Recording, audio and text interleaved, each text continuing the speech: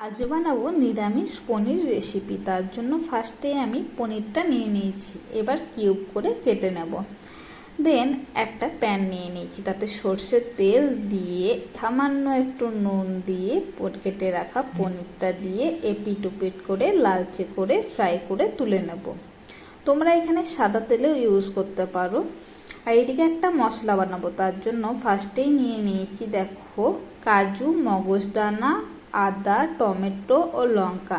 ফার্স্টে মগজদানা ও কাজুটা ভালো করে পেস্ট করে নেব।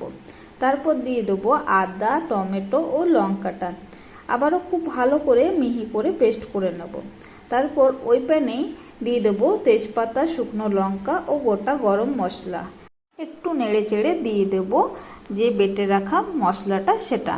তারপর কিছুক্ষণ সময় ধরে আমি কষিয়ে নেব, যতক্ষণ না মশলার কাঁচা গন্ধটা চলে যায়। খুব ভালো মতো কষানো হয়ে গেলে দিয়ে দেবো পরিমাণ মতো নুন ও কাশ্মীরি রেড চিলি পাউডার ও গোলমরিচ গুঁড়ো ও পনির মশলা।